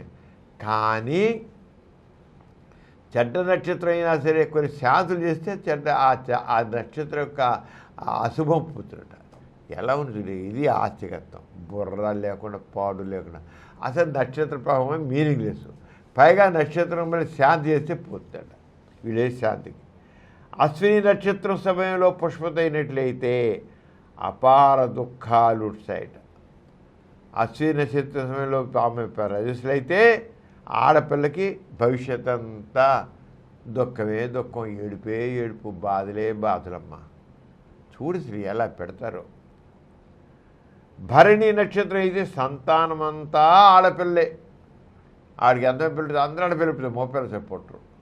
జనాల్ని ఎలా ఈ ఆస్తిక మతం అంతా ఎలా అంటే జనాల్ని ఈరగా బెదరగొట్టాలి, ఏడిపించాలి, నమ్మేవాళ్ళకి ఎంత ఏడిపించాలి అనేది తప్ప. భరణి నక్షత్రం అయితే సంతానం అంతా ఆడపిల్ల పడతాట భవిష్యత్తులో. కృత్తిక నక్షత్రం అయితే మహాదరిద్రం.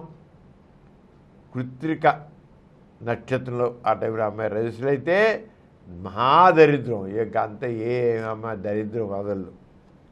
రోహిణి నక్షత్రం అయితే చక్కటి దాంపత్యం. మరి రోహిణి నక్షత్రం దాంపత్యం బాగా గొప్పగా ఉంటాడు. 3 పిల్లలు ఇంకా చిలక గొరికలు ఉంటారు.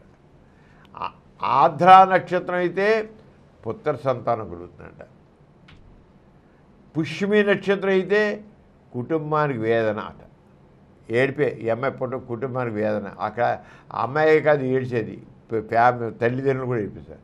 మఖ నక్షత్రం అయితే భర్తకు దూరం అవుతాడు. పెళ్ళైనా ముగిలిపోతాడు, ఉండడు. ఈ ఏడాది భీమమే దూరం అయిపోతుంది. మకర నక్షత్రం అయితే, మూల నక్షత్రం అయితే ఈతి బాధలు చెప్పాల్సిన ఎన్ని రకాల బాధలు ఈతి బాధలు ఉంటాయి. అలా ఒక్కో నక్షత్రానికి ఒక్కొక్క మంచి చెడు ఉన్నాయంటారు ఈ జ్యోతిష్ శాస్త్రం. అసలు తలా తోక ఉందా అని ఈ వెరీ న్యాచురల్. ఆ నక్షత్ర ప్రభావం అమ్మాయి భవిష్యత్తు మీద ఎంత ఉంటుంది.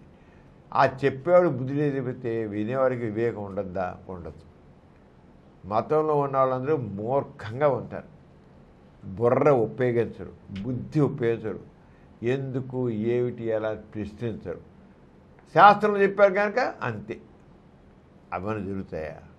శాస్త్రం దానికన్నా ఏం చేయాలి? వీడు ఇంకా శాంతి చేయించుకోవాలి కనుక శాంతి చేసి ఆ శాంతి కోసం శాస్త్రుల గారికి కాస్త ముట్ట చెప్తారు. బాగుపడేది ఎవరంటే ఈ రకమైన పనికిరాని సిద్ధాంతాలు పెట్టి ఎవరు బాగుపడాలి? ఆ శాస్త్రులు బాగుపడాలి. వాళ్ళు బాగుపడతారు. ఎందుకని అందరికి వెళ్ళి ఆయన చెప్పి ఆయన ఒక కానుకలు సమర్పించుకుంటే ఆ కానుకలు ఇచ్చుకుంటే కానుకల ద్వారా వెళ్ళిపోతాయి. పుష్పోదయ నక్షత్రం బట్టి కలిగే శుభాలు అశుభాలు పేర్కొన్న అర్థం లేనిది. నక్షత్రాలకి మంచి చెడు ఆపాదించడం అవివేకం. అసలు నక్షత్రాలకు మంచి చెడు ఆపాదించండి మొఖాలు వీళ్ళను. జ్యోతిష్ శాస్త్రం అసలు శాస్త్రమే కాదు, వాళ్ళు గుర్తించాలి. జ్యోతిష్ శాస్త్రం అసలు శాస్త్రం కదంతా ఒక రకమైన అవాస్తవ శాస్త్రము, అవాస్తవ శాస్త్రం. పుష్పోదయ నక్షత్రం సందర్భంగా సామాన్య జ్యోతిశాస్త్రాన్ని ఆచరించడం మనుషుల మూర్ఖత్వానికి పరాకాశ. దాంతో విరుగుడు కోసం పూజలు శాంతులు చేయడం అనేది అర్థం లేని పని. పుష్పోదయ నక్షత్రం బట్టి శుభాలు అశుభాలు ఏమాత్రం ఉండవు. పుష్పోదయ సమయం బట్టి నక్షత్రం అర్థం లేని చేత ఏ టైంలో అయినా సరే ఏ నక్షత్రం చూడవసరం లేదు. ఏం చేసి ఆ పిల్లల భవిష్యత్తు బాగానే ఉంటుంది. నక్షత్రాలు వద్దు, నక్షత్రాలు ఏ నక్షత్రాలు శాంతులు వద్దు, ఏమొద్దు.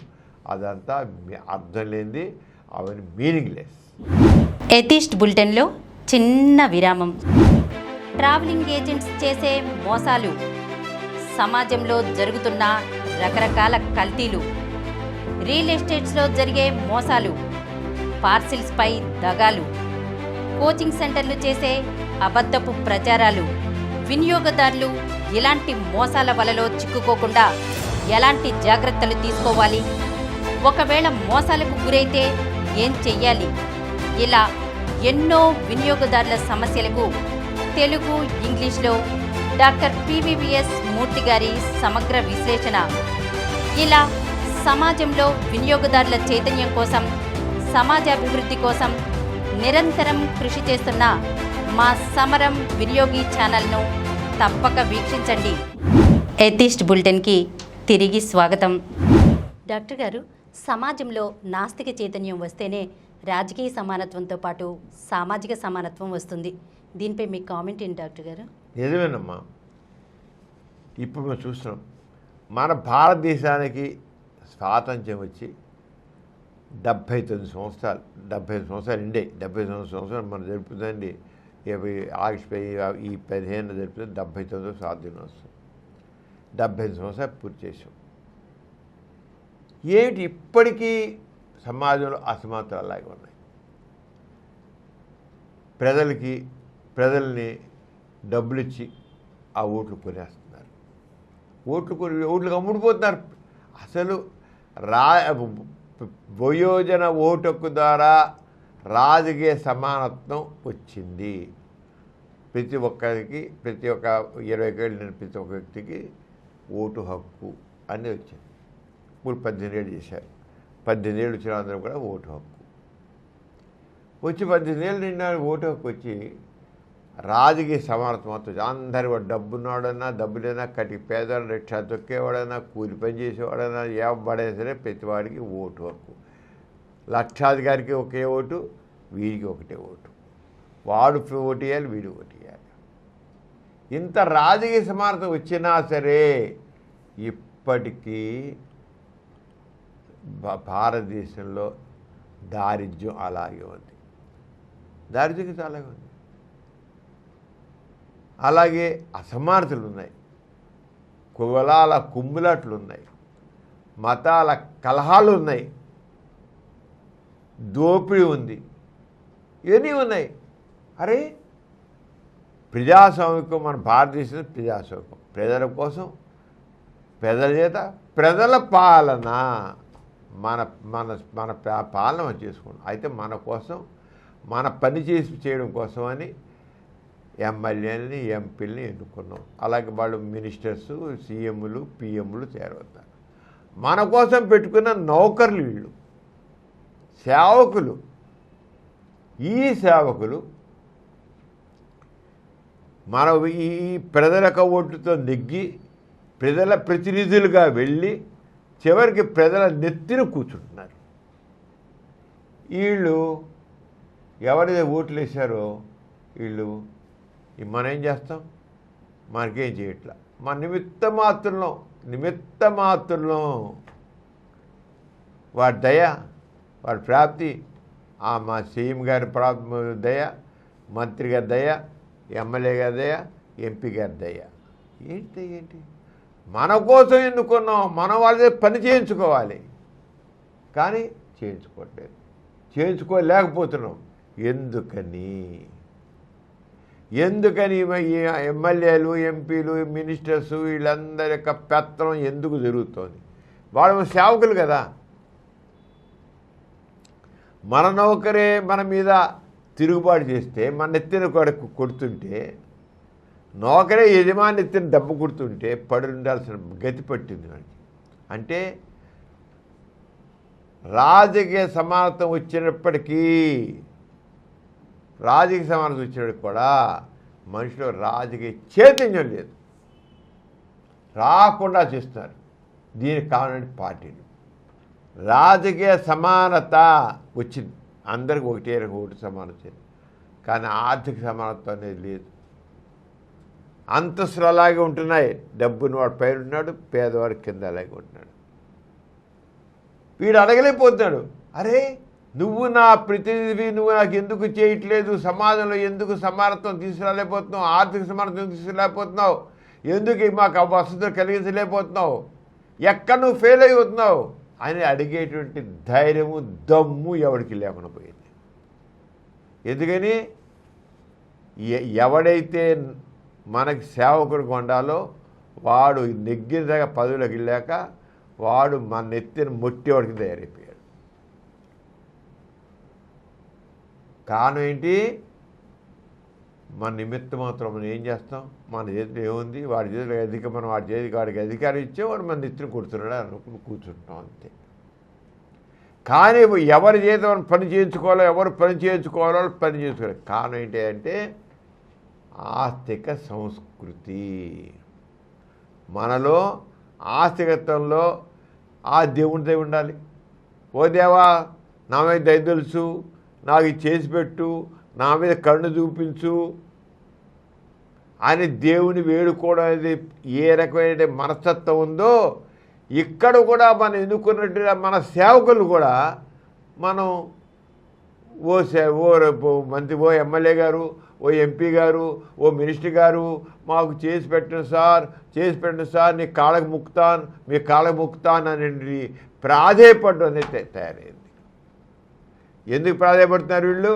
డిమాండ్ చేయాలి. చేయి, నువ్వు మా ఏం చెప్పావు, మాకు నువ్వు ఇచ్చేస్తావు అని చెప్పావు, ఏం చేయట్లేదు మాకు, మీకు ఇది చేసి పెడతా, అది చేసి పెడతా అని అడిగావు, నీకు ఓట్లు వేసాం, నువ్వు చెప్పింది ఏం చేయట్లేదు, నువ్వు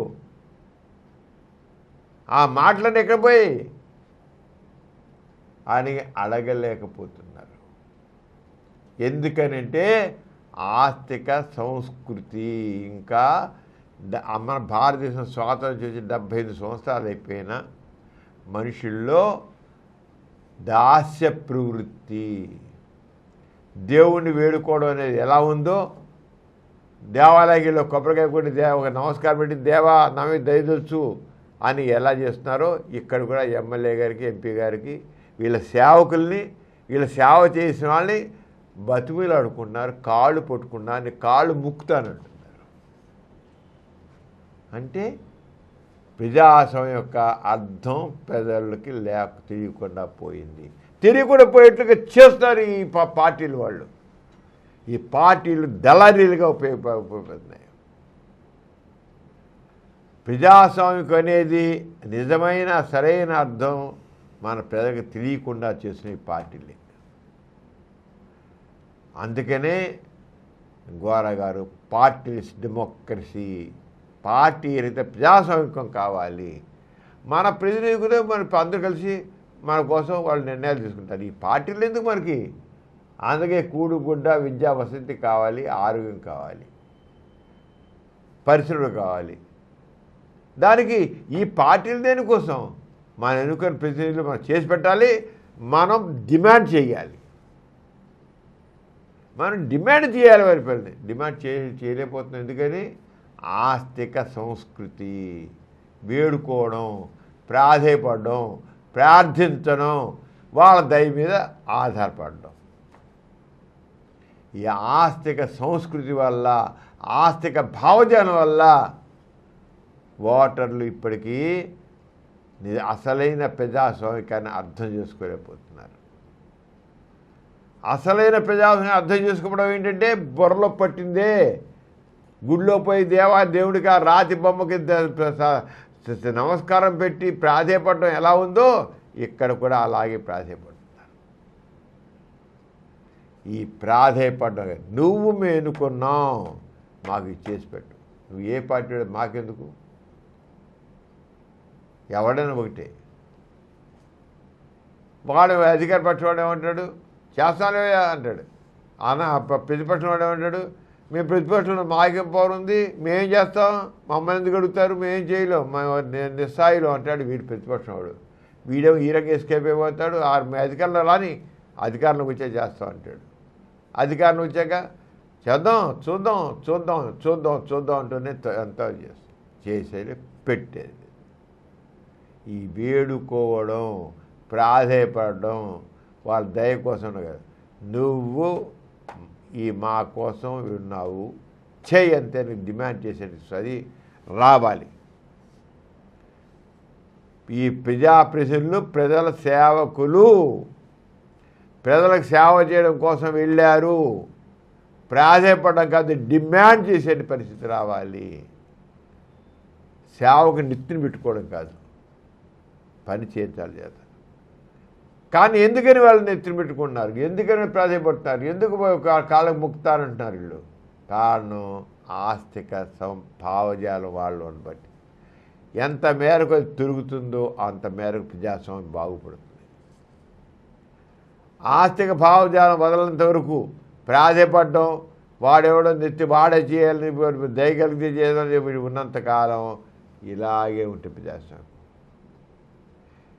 ఏ దేశాల్లో అయితే వాళ్ళల్లో ఈ రకమైన ప్రాధాన్యపడడం లేదో, ఎక్కడైతే ఆస్తిక సంస్కృతి లేదో అక్కడ దేశాల్లో అభివృద్ధి సాధించాయి, గొప్పగా అభివృద్ధి గడిపాయి, చాలా గొప్పగా గడిపేవి.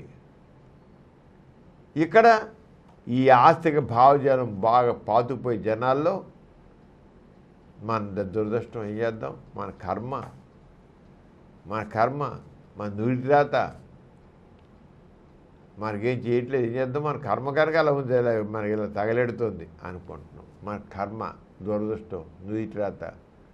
ఆ ఎవడ చేయగలడానికి ఆ భగవంతుని చూడాలి, లేని భగవంతుని వాడే చూడాలంటారు. అసలు వాడిని వదిలిపెట్టేస్తున్నారు, చివరి భగవంతుని మళ్ళీ పూజిస్తున్నారు. ఇది జరుగుతుంది. అంచేత భారతదేశంలో ప్రజాస్వామ్యం కోసం, నిజమైన ప్రజాస్వామ్యం అవ్వాలంటే ఈ ఆస్తిక భావజాలం, ఆస్తిక పోవాలి, సంస్కృతి పోవాలి. మంత్రులు కానీ, ఎమ్మెల్యేలు కానీ, సీఎంలు కానీ వీళ్ళందరూ కూడా ప్రజలకు సేవ చేయడం కోసం ఉన్నవాళ్ళు. కానీ వాళ్ళు నెత్తిని పెట్టుకోవాల్సిన అవసరం లేదు. వాళ్ళు మన కోసం ఉన్నారు, వాళ్ళు చేర్చుకోవాలి. డబ్బులు ఓటు నమ్ముకునే సంస్కృతి పోవాలి. డబ్బులకు ఓటు నమ్ముకునే సంస్కృతి ఉన్నంతకాలం మనిషి నువ్వు డబ్బులు చూసుకున్నావు, ఇంకేంటికి ఇచ్చి అయిపోయింది, నీకు ఇవ్వాల్సిన డబ్బులు కూడా అయిపోయింది. ఆ రోజు 500 చూసుకున్నావు, 1000 రూపాయలు చూసుకున్నావు, అయిపోయింది. ఇంకేంటికి నీకు అర్హత లేదు, అడగడానికి అర్హత లేదు అనే స్థితి వస్తుంది. నేను ఇచ్చాక డబ్బులు అయిపోయింది, ఇంకేం అడుగుతాను నన్ను? నీకు అడిగాను, 500 ఇచ్చారు, పుచ్చుకున్నావు, దండం పెట్టేసావు, అయిపోయింది. ఇంక నీకు లేదు, నీకు అర్హత నడవడానికి నీకు అర్హత లేదు. అంతే, నోరు ముయించేస్తున్నాడు వాడు. 500, 1000, 2000, 5000 ఇచ్చుకున్నాడు, నేను నోరు మూయించేస్తాను. ఇది ఈక్వల్ సంస్థ. ఇది మారాలి. మారుతున్నప్పుడు ఏమవుతుంది, దీనికి ప్రజల్లో నాస్తిక చైతన్యం రావాలి, పార్టీ ప్రజాస్వామ్యం రావాలి. అప్పుడే నిజమైన ప్రజాస్వామ్యం. నాస్తికత్వం ద్వారానే నిజమైన ప్రజాస్వామ్యం వస్తుంది. అప్పుడే ప్రజలందరికీ ఈ బాధలన్నీ తొలుగుతాయి. డాక్టర్ గారు, ఈ నెల 5వ తేదీన కాంప్రహెన్సివ్ కంపానియన్ టు సెక్సాలజీ పుస్తకాన్ని ఆంధ్రప్రదేశ్ ఆరోగ్య శాఖ మంత్రి శ్రీ సత్యకుమార్ యాదవ్ గారు ఆవిష్కరించారు కదా, ఆ సభా విశేషాలను తెలియజేస్తారా? ప్రమీల, ఈ నెల 5వ తేదీన విజయవాడ నాస్తిక కేంద్రంలో మన ఆంధ్రప్రదేశ్ హెల్త్ మినిస్టర్ గారు శ్రీ సత్యకుమార్ యాదవ్ గారు నేను రాసిన పుస్తకం 218వ పుస్తకాన్ని ఆయన ఆవిష్కరించారు. నేను అనేక హెల్త్ టాపిక్స్ మీద 217 పుస్తకాలు ప్రింట్ అయ్యింది, రాసినవి 217 పుస్తకాలు ప్రింట్ అయినవి. ఈ 218వ పుస్తకం ఇది మాత్రం చాలా హెల్త్ టాపిక్స్ రాశాను, ఆరోగ్య సమస్యలు, ఆరోగ్యం అనేకం. ఇది మాత్రం ఇంగ్లీష్లో రాసి, తెలుగులోనే దాదాపు తెలుగు చాలా పుస్తకాలు మొత్తం నేను రాసి కన్నడంలోకి ట్రాన్స్లేట్ అయ్యాయి, మలయాళంలోకి ట్రాన్స్లేట్ అయ్యాయి, తమిళంలోకి అయ్యాయి, హిందీలోకి అయ్యాయి, అన్ని భాషల్లోకి అయ్యాయి భాష నా రాసిన పుస్తకాలు. ఇది ఇంగ్లీష్లో రాశాను. ఇది ఏంటంటే comprehensive companion to sexology for all ages and genders. అన్ని వయసుల వారికి, ఈ రంగం జెండర్స్, అన్ని జెండర్స్ వారికి పుస్తకం. దాంట్లో సెక్సాలజీ సంబంధించి ఇంగ్లీష్లో చాలా కంప్లీట్గా అన్ని టాపిక్స్ తీసుకుని రకరకాల టాపిక్స్ అందరిగా సంబంధించి రాశాను. 280 పేజీలు ఉంది ఇంగ్లీష్లో. చాలా ఇలాంటి బుక్ ఇంగ్లీష్లో రావడం ప్రథమం ఏంటి నా ఉద్దేశం. అలాంటి అంతగా అందరికి ఉపయోగపడేట్టుగా ప్రతి చిన్నపిల్లల నుంచి చిన్నవాళ్ళ నుంచి పెద్దవాళ్ళ వరకు, అలాగే ఎల్జిబిటీస్, లెస్బియన్స్, బైసెక్షువల్స్, గే పీపుల్, అదే ఇది అన్ని రకాల వాళ్ళకి ఉపయోగపడేట్లుగా ఆ పుస్తకం. అందరి సమస్యలు దాంట్లో రాయడం వచ్చింది. సామాజిక సమస్యలు, సైకలాజికల్ ప్రాబ్లమ్స్ ఇవన్నీ కూడా చేయడం చాలా కాంప్రహెన్సివ్గా ఉంది. దానికి మన సత్యకుమార్ యాదవ్ గారు మినిస్టర్ గారు చాలా మెచ్చుకున్నారు. ఇది పుస్తకం చాలా ఇదిగా ఉందని. అలాగే డాక్టర్ ఎన్ రామసుబ్బారెడ్డి గారి పుస్తకాన్ని చాలా దాని గురించి పూర్తి పరిచయం ఇచ్చారు. అలాగే ఢిల్లీరావు గారు పూర్వం మన ఎన్టీఆర్ జిల్లాకి ఆయన కలెక్టర్గా ఉండేవారు, ఇప్పుడేమో ఆంధ్రప్రదేశ్ అగ్రికల్చర్ డిపార్ట్మెంట్కి డైరెక్టర్గా ఉన్నారు ఆయన. ఆయనందరూ కూడా ఈ బుక్ గురించి చాలా స్పష్టంగా మాట్లాడారు. ఈ పుస్తకం రిలీజ్ సంబంధించిన విషయాలన్నీ కూడా ఎథిక్స్ సెంటర్ ఛానల్లో పెట్టాము, చూడండి వివరంగా. మళ్ళీ ఇప్పుడు అవసరం ఇంకా ప్రత్యేకంగాను అది చాలా డీటెయిల్గా మొత్తం దానికి చూసారు. ఎథిక్స్ సెంటర్ ఛానల్ మనకి 20 ఛానల్స్ ఉన్నాయి కదా, దాంట్లో పెట్టారు. చాలా బాగా జరిగింది ఫంక్షన్ మొత్తం. నలంద డిగ్రీ కాలేజ్ నుంచి, ఎస్ఆర్ఆర్ కాలేజ్ నుంచి, అలాగే మేరీ స్టెల్లా కాలేజ్ నుంచి విద్యార్థులు చాలామంది హాల్ ప్యాక్డ్ విత్ ఆడియన్స్. చాలా ఇదిగా జరిగింది. ఇదే సందర్భంలో మనం నాసికంలోనే ఇద్దరికేమో గోరా టెక్నో హబ్ ఇంతకుముందు ఇనాగ్రేషన్ అయింది. మళ్ళీ మంత్రి గారే ఆ రోజున ఈ 5వ తారీఖున ఆయన అడ్వాన్స్డ్ హెల్త్ సైన్సెస్ ఎగ్జిబిషన్ ఒకటి, Gora advanced health sciences exhibition.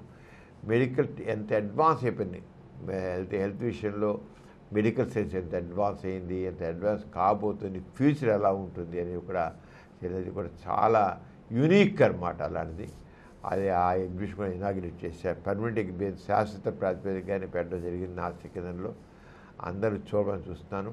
అలాగే ఈ బుక్ కూడా కాంప్రహెన్సివ్ కంపానియన్ టు సెక్సాలజీ పుస్తకం కూడా అందరూ చదవమని చూస్తున్నాను. ఇంగ్లీష్ వచ్చిన వాళ్ళందరూ చదవమని చూస్తున్నాను. చాలా యూస్ఫుల్, అందరికీ చాలా యూస్ఫుల్ బుక్ అది. చూడాలని చూస్తున్నాను. మరి వివరాలన్నీ చెప్పడం ఎందుకంటే ఆల్రెడీ మనం ఎథిక్స్ సెంటర్ ఛానల్ పెట్టాం కనుక చూడండి. అలాగే డాక్టర్ సమరం ఛానల్ ఉంది, ఆ డాక్టర్ సమరం ఛానల్ కూడా వస్తుంది. ఇది చూడండి, అన్నింటిలో ఉంది. ఇది మొత్తం రెండింటిలో కూడా డాక్టర్ సమరం ఛానల్లో చూడవచ్చు, అలాగే ఎథిక్స్ సెంటర్ ఛానల్లో కూడా చూడవచ్చు. ప్రీమియర్ వేళ మనం చాలా విషయాలు చెప్పుకున్నాం. నాస్తికత్వం సమాజంలో నీతి నిలబడడానికి ఎలా తోడ్పడుతుంది, దైవభావం ద్వారా నీతి నిలబడదు అని తేలిపోయింది. నాస్తికత్వం ద్వారా ఎలా వస్తుంది అనేది కూడా తెలియదు. అలాగే ఇంగర్సాల్ ఎంత గొప్పగా చేశాడు, ఎంత ప్రభావితం చేశాడని తెలుసుకున్నాం. అలాగే రకరకాల విషయాలు మూఢనమ్మకాల మీద అన్నీ మనం తెలుసుకున్నాం. మనం ఈ రంగా సమాజంలో నాస్తిక చైతన్యాన్ని తీసుకురావడానికి సమరం ఛానల్స్, మనకి 20 ఛానల్స్ ఉన్నాయి. 20 ఛానల్స్ ద్వారా చాలా ఎక్కువ కృషి చేస్తున్నాం. రకరకాల విషయాలన్నీ వస్తున్నాయి. దాంట్లో పాజిటివిజం తెలుగు ఛానల్లో నాస్తికత్వం గురించి గోరా గారు ప్రతిపాదించిన పాజిటివిజం, నిర్మాణాత్మక నాస్తికత్వం సంబంధించిన విషయాలు చాలా వస్తాయి. ఇదే కాదు, అసలు నిర్మాణాత్మక నాస్తికత్వం ఎలా ఉంటుంది, ఏమిటి, ఆస్తికత్వం అంటే నాస్తికత్వం మిన్న ఎన్నో మెరుగైంది. గోరా గారు స్పష్టంగా చెప్పారు. The better alternative to theism, positivism ఇది బెటర్ ఆల్టర్నేటివ్ టు థీజం. ఆస్తికత్వానికి ఎంతో మిన్నైనటువంటి ప్రత్యామ్నాయమైనటువంటిది పాజిటివిజం. ఆ పాజిటివిజం మనం తెలుగు పాటకు తెలియజేయడం కోసమని పాజిటివిజం తెలుగు ఛానల్లో ఎన్నో విషయాలు, అలాగే హిందీ ఛానల్ ఉంది, పాజిటివ్ హిందీ ఛానల్ ఉంది, పాజిటివ్ ఇంగ్లీష్ ఛానల్ ఉంది. అన్నింటిలో కూడా ఈ థీజం సంబంధించిన విషయాలు మనం అందరికీ ప్రేక్షకులకు తెలియజేస్తున్నాం. చూడండి, దీంట్లో పాజిటివిజం దాంట్లో ఏ రంగా మన జీవిత విధానం ఉంటుంది, నాస్తిక చైతన్యం ఏ రంగా తీసుకురావచ్చు, ఏ రంగా అసలు నాస్తిక జీవితం ఎలా ఉంటుంది, ఒక నాస్తికుడు అంటే నాస్తికుడి జీవితం ఎలా ఉంటుంది, ఎలా ఉండాలి అనే విషయం మీద ఇవన్నీ కూడా దాన్ని తెలియజేయడం చూస్తుంది. ఈ రంగా ఈ పుస్తకం చూడకూడదు. మరొకసారి మన ప్రేక్షకులందరికీ స్వాతంత్ర దినోత్సవ శుభాకాంక్షలు తెలియజేస్తూ మరందరూ సెలవుపుచ్చుకున్నాం. అందరికీ జై ఇన్సాన్. జై ఇన్సాన్. ఈ కార్యక్రమం మీకు ఎంతో నచ్చింది కదా. ఇటువంటి మరిన్ని వీడియోల కోసం అనతి కాలంలోనే 20 కోట్ల వ్యూస్ సాధించిన సమరం ఛానల్ సమర్పించు ఎథిస్ట్ బులెటిన్ ఛానల్కు సబ్స్క్రైబ్ చేయండి, లైక్ చేయండి, మీ ఫ్రెండ్స్కి షేర్ చేయండి. అలాగే ప్రక్కనున్న గంట సింబల్ని ప్రెస్ చేయడం మర్చిపోకండి.